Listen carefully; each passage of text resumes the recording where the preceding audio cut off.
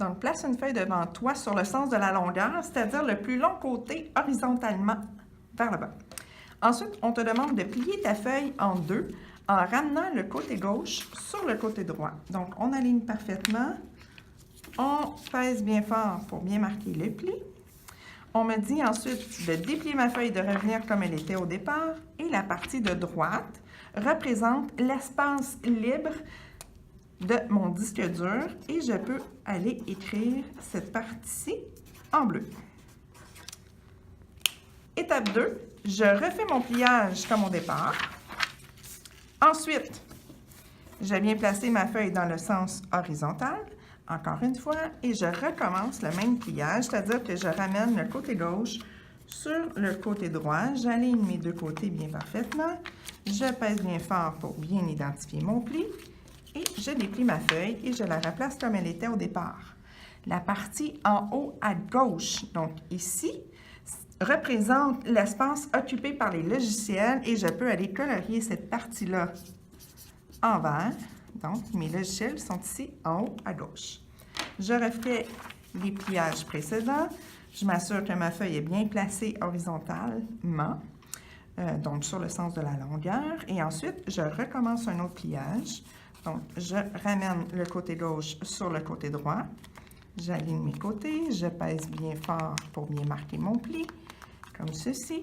Et ensuite, je redéplie ma feuille.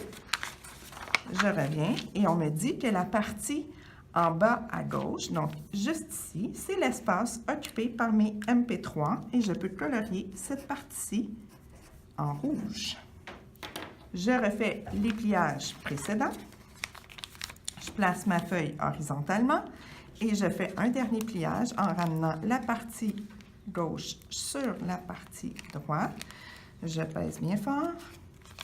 Je reviens à ma feuille de départ et on me dit que la partie en haut, juste ici, à droite des MP3, représente l'espace occupé par mes photos et je peux aller colorier cette partie en mauve.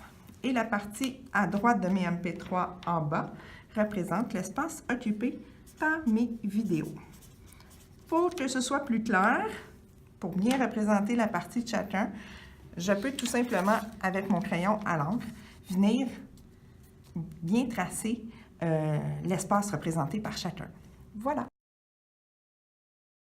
Je veux maintenant déterminer la fraction qui est occupée par chacune de mes sections que j'ai représentées à l'autre étape.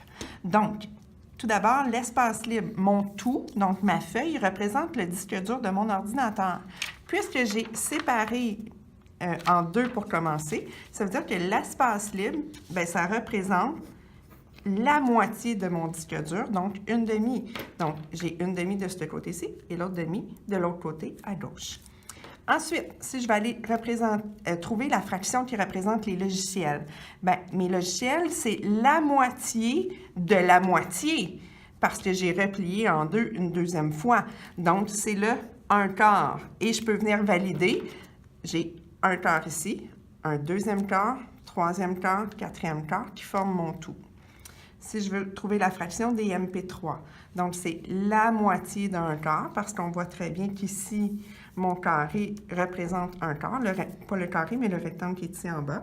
Donc, je vais donc avoir combien de parties de cette grosseur-là au total sur mon disque dur? 1, 2, 3, 4, 5, 6, 7, 8. J'ai donc un 8e. Pour les photos et les vidéos, donc c'est le même espace. Pourquoi? Parce que j'ai pris mon 1/8 et je l'ai séparé en deux parties égales.